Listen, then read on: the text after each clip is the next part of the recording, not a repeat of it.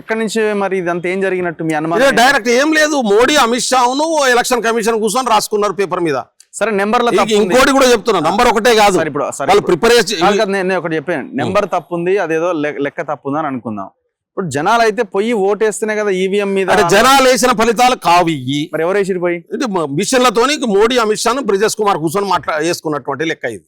అట్లా వేసుకున్నారు. అట్లా మనకు 2 రోజుల ముందు కూడా చాలా లారీలు దొరికినాయి కదా, చాలా దిక్కులలో లారీల ఈవీఎం పోతే దొరకబెట్టినటువంటి పరిస్థితి ఉంది కదా. పోలింగ్ స్టేషన్లలో ఎక్కడైతే ప్రిజర్వ్ చేసినటువంటి స్టేషన్లలో ఖాళీ ఈవీఎంలు ఎందుకు పోతాయి? ఎవరు తీసుకుపోయారు? ఎందుకు తీసుకుపోయారు?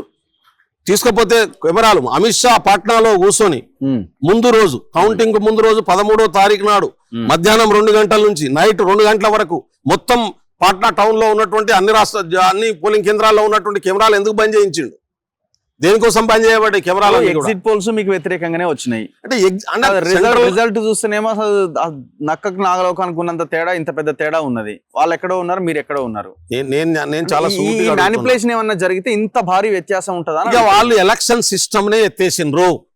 ఎన్నికల ప్రక్రియ లేదు, ఎన్నికల సిస్టమ్ లేదు, కాన్స్టిట్యూషన్ ఆర్టికల్ ప్రకారం ఎన్నికలు జరగట్లేదు. ఒక ప్రైవేట్ గుండా పెట్టుకున్నటువంటి ఒక ప్రైవేట్ ఎన్నికల కమిషన్ కూర్చొని చేసుకుంటున్నటువంటి పేపర్ మీద రాసుకుంటున్నటువంటి ఫలితాలు ఇవి. భారతదేశంలో డెమోక్రసీ ఉండదు వాళ్ళు అందుకని చాలా క్లియర్గా చెప్తున్నాడు. ఎన్నికల కమిషన్ అద్భుతంగా పనిచేస్తుందని మోడీ వచ్చి మాట్లాడుతూ ఉన్నాడు నిన్న. అంటే అది చేసే తప్పును ఇంకోటి గమనించిన దీంట్లో ఎలక్షన్ నోటిఫికేషన్ నుంచి మొదలు పెడితే ఎలక్షన్ కమిషన్ ఇచ్చిన నిన్న ఫలితాల దాకా వాళ్ళు ఇచ్చినటువంటి ప్రెస్ నోట్లన్నీ గమనిస్తే ఇది ప్రణాళికాబద్ధంగా జరిగినటువంటి కుట్రగా అర్థమవుతుంది నాకు. మొత్తం దాదాపు ఒక రోజు ఆల్టర్నేట్ డే ప్రెస్ నోట్ ఇచ్చారు వాళ్ళు. ఆల్టర్నేట్ డే ఉన్నటువంటి ప్రెస్ నోట్లు అన్ని గమనిస్తే నేను దాదాపు అన్ని ప్రెస్ నోట్లు చదివిన పొద్దున 3 o'clock నుంచి మార్నింగ్ 8:30 వరకు ఒక ప్రణాళికాబద్ధంగా మహిళలు భారీ ఎత్తున బీజేపీకి ఓట్లేస్తున్నారనే పర్సెప్షన్ బిల్డ్ చేయడము అండ్ బీజేపీ గెలవబోతుంది, ఎన్డీఏ గెలవబోతుంది అనేటటువంటి పర్సెప్షన్ బిల్డ్ చేయడం అనేటటువంటిది ఎలక్షన్ కమిషనే బాధ్యతగా తీసుకొని చేసినటువంటి పని. ఈ ఎలక్షన్ కమిషన్ డైరెక్ట్ గా ఆయన ఎలిజిబిలిటీ లేకున్నా ఆయన తీసుకొచ్చి ఏ రోజైతే ఎన్నికల కమిషన్ ఎన్నుకునే ప్రక్రియ అంతకుముందు ఏముండేది? ప్రధానమంత్రి, ప్రతిపక్ష నాయకుడు, supreme court chief justice. Supreme court chief justice ను తప్పించేసి హోంమంత్రిని పెట్టుకున్నటువంటి రోజే ఎన్నికల కమిషన్ అధికారి నియామకం రోజు నుంచే ఈ కుట్రకు తెరలేపినరు.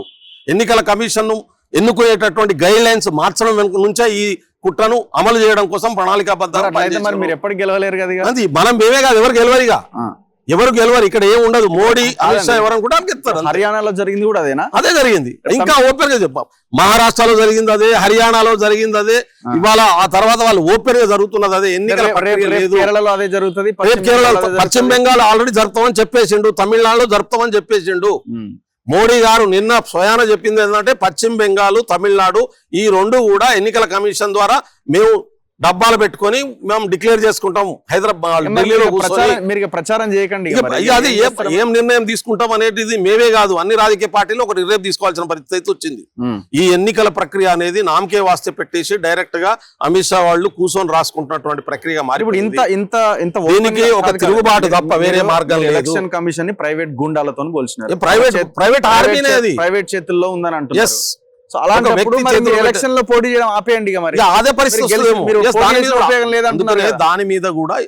దాని మీద కూడా ఆలోచించి ఎలక్షన్ బైకాడే చేయాల్సిన పరిస్థితి వస్తుందేమో, దానికి మొత్తం కేంద్ర ప్రభుత్వం మీద ఎట్లా స్పందించాల్సిన పరిస్థితి వస్తుందేమో, దాని మీద చర్చ జరగాల్సినటువంటి అవసరం ఉంది, ప్రశ్నించాల్సినటువంటి అవసరం ఉంది, ఇవాళ ప్రజల ముందుకు రావాల్సినటువంటి అవసరం ఉంది.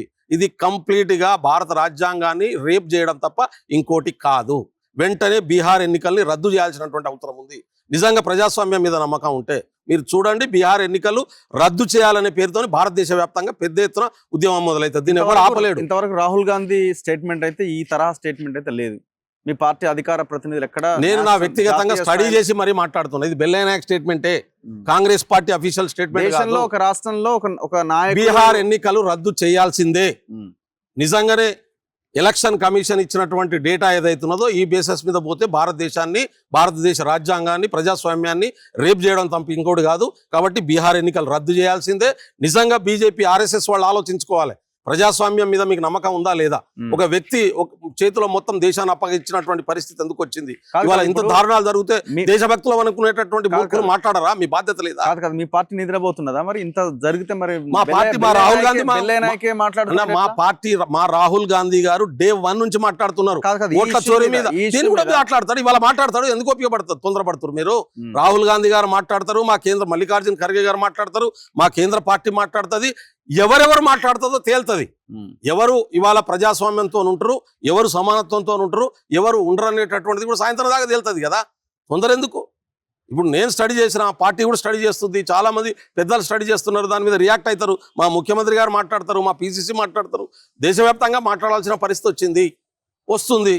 కాబట్టి ప్రజాస్వామ్యాన్ని రక్షించుకుందామా, రాజ్యాంగాన్ని రక్షించుకుందామా లేదా అనేది తెలిపోవాలి. లేకుంటే బానిసత్వంలోకి వెళ్ళిపోదామా అందరం. ఒకవేళ మీరు పర్ఫెక్ట్ ఎలక్షన్ జరిగి ఉంటే మీరు బంపర్ మెజారిటీ, బ్రహ్మాండమైన మెజారిటీతో గెలిచేటోళ్ళం. మీరు బ్రహ్మాండమైన మెజారిటీతో తేజస్వి యాదవే బొటాబొట్టి మెజారిటీతో బయటపడాల్సి. అదే అంటున్నా, తేజస్వి యాదవ్ కు ప్రజలు వేసిన ఓట్లు కావు.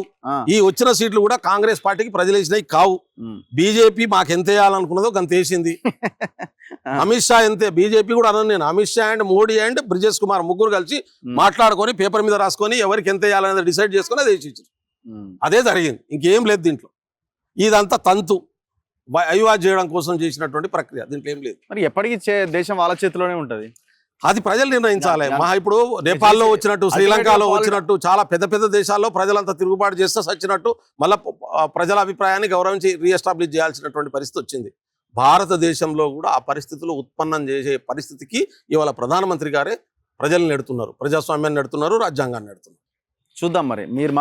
మీరు మాట్లాడడం స్టార్ట్ చేశారు, మరి దీన్ని మీ పార్టీ ఏమన్నా లైన్ తీసుకుంటుందా లేదా అన్నది చూడాలి. మరి ఇంత ఓపెన్ గా ఫిగర్స్ కనబడేలాగా ఎలక్షన్ కమిషన్ తప్పులు చేస్తుందా? చేసింది కదా. ఇది ఎలక్షన్ కమిషన్ పెట్టిన డేటానే, నా డేటా కాదు. ఎలక్షన్ కమిషన్ వెబ్సైట్ కు పోండి, సాయంత్రం వరకు ఉంటుందో లేదో ఒకసారి డౌన్లోడ్ చేసుకోండి. సాయంత్రం వరకు ఉంటుందో ఆ డేటాను అంతా తీసేస్తారో కూడా నాకు డౌటే. ప్రెస్ నోట్లు ఓపెన్ గా పెట్టినటువంటి ప్రెస్ నోట్లే ఉన్నాయి కాబట్టి సమాధానం చెప్పాల్సి వస్తుంది. థ్యాంక్ యూ బెల్లయ్య నాయక్ గారు. చూద్దాం మరి ఎలక్షన్ కమిషన్ ఎట్లా రెస్పాండ్ అవుద్ది అన్నది ఇంపార్టెంట్. నోటిఫికేషన్ వచ్చినప్పటికీ పూర్తి ఎలక్టోరల్ ఎవరైతే ఓటర్స్ ఉన్నారో వాళ్ళ లెక్క అండ్ పోలింగ్ అంతా అయిపోయిన తర్వాత సెకండ్ ఫేజ్ 11th రోజు వాళ్ళు విడుదల చేసిన మొత్తం ఓటర్స్ లెక్క అదంతా కూడా తేడా ఉన్నది. దాదాపు 2 కోట్ల తేడా వస్తున్నది. సో ఈ ఓట్లన్నీ కూడా వీళ్ళు కావాలని వీళ్ళే వేసుకొని కాంగ్రెస్ ఓడగొట్టారు, వాళ్ళు గెలిచారు అని కాంగ్రెస్ అడుగుతున్నది. బెల్లయ్య నాయక్ అడుగుతున్నాడు, కాంగ్రెస్ కాదు. ఎందుకంటే ఆయన మాత్రమే ఇప్పటివరకు క్వశ్చన్ రేజ్ చేశారు. మరి వాళ్ళ పార్టీ దీని మీద ఏం రియాక్షన్, రెస్పాన్స్ ఎట్లా ఉంటుంది, ఏ విధంగా పోరాటాన్ని ముందుకు తీసుకెళ్తుంది అన్నది చూడాలి. చూస్తూనే ఉండండి మన తొలి వెలుగు.